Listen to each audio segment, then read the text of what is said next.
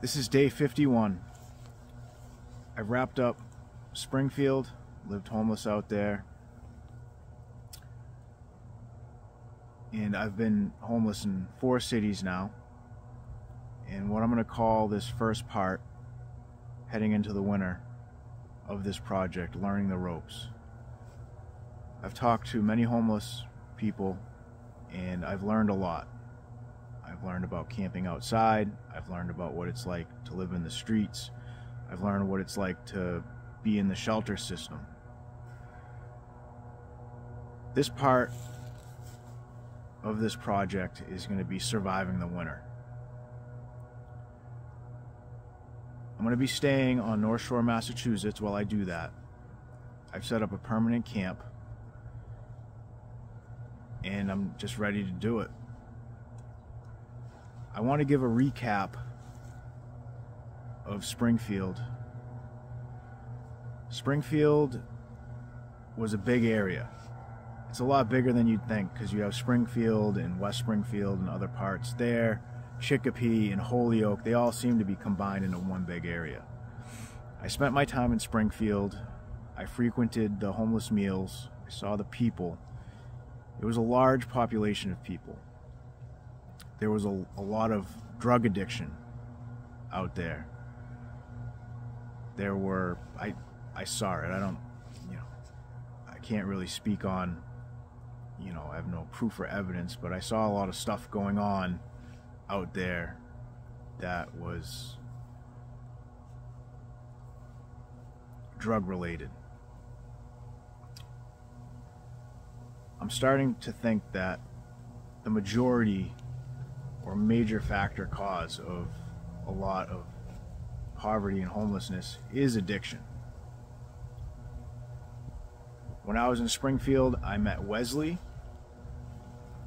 I was looking for a camp for myself, and when I look at the maps, there's certain areas that are ideal for that, and I stumbled upon his camp. He was standing down there and he saw me and I saw him. I was thinking about leaving, but then because he was looking towards me, I figured I'd approach and talk to him. I explained to him what I was doing and he liked the idea. He was really interested in it, and I asked if I could camp with him and he allowed me to camp with him. Wesley struggled with addiction himself, and he'd been living in this camp for almost a year. People had stayed there with him in the nicer weather. It's getting cold. The people that were with him left. He said that they struggled with fentanyl addiction, something he didn't really like too much because he's afraid of people overdosing and dying in the camp. And he said that these people that were living with him weren't taking care of the camp. So he was there by himself. Wesley's story is that his parents had died, his house burned down, and he had a broken relationship, and he ended up out living in the woods, in the street of Springfield. This was an experience that dug deep because I was really close to Wesley when I was there, and there wasn't much I could do to help his situation. And I could feel his pain. He was very gracious and he opened his camp to me and we got to know each other. He told me stories about floodings and when he lost everything. There was a time where somebody hit him in the street and his jaw got broken, and it took 6 weeks for him to get through that. It's just a tragic story. And I have to say that the whole atmosphere of Springfield, the people in the street also told me about all the violence. There's definitely kind of an aggressive feeling about, the people in the area. They talk about recent shooting of 4 people got shot. And they say there's turf wars, a lot of drug dealing. When I was there were a lot of abandoned buildings. And then there was a lot of nice stuff. There was nice parts of Springfield. Springfield was a beautiful city too. I don't really know what's going on economically there. They have a big casino that came there like 5 years ago. A lot of the homeless people said that they were supposed to do some economic development and help the people in the streets, but that really wasn't coming to fruition.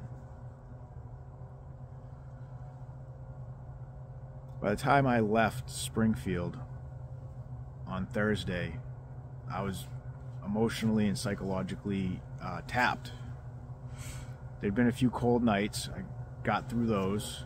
One morning I woke up, it had been 18 degrees in the night and it was about 20 degrees in the morning. There was a frost on everything.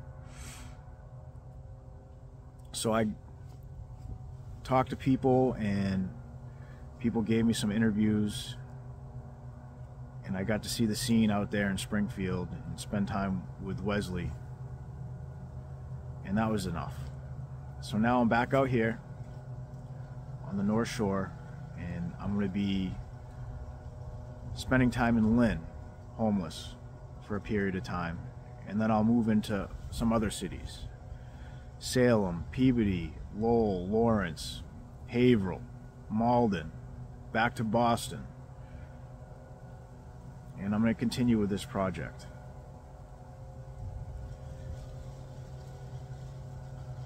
I just want to thank everybody for watching. There are people that don't like what I'm doing. That's why I'm doing it alone and independently. Ultimately, I hope to bring light and good from this work, but also this documentary is under a business, and this is the work that I've set out to do. And Identify Society isn't just about Homeless 366, because my projects are built out to do an immersive documentary on any social set in society, whether it be political, far right, far left, Antifa, QAnon, cults. It could be other groups, LGBTQIA. It could be recovery people. It could be anything. Any set in society that identifies a certain way. If on some level I feel connection and I feel that, you know, I could immerse myself in that group, I'll be able to do that. This project is a year long. Other projects in the future will probably be shorter. This is just the one to get everything started. It's something I'm very passionate about. It's for myself because I want to learn and experience, but I also want to share it with the public. So I ask anybody, you're free to come on my social platforms and criticize me. If it becomes a regular thing, like now you're just overstepping, just don't watch, unfriend me, block me, leave me alone, because I'll allow you to. I'm not going to censor you, because I don't want to be censored. But you say your piece and keep it moving, because if it becomes a regular thing, it just shows that you're watching what I'm doing so you can criticize me, which actually makes you one of my viewers. So I appreciate that. But you're exposing that you're a hateful person, and nothing you say or do is going to stop me from doing the work that I do. We live in a democratic, capitalistic society. I put this together. I believe in it, and what I'm doing is not illegal. So there's that. But I'm always open to feedback, and I want to hear what people have to say. So have at it. Thank you very much.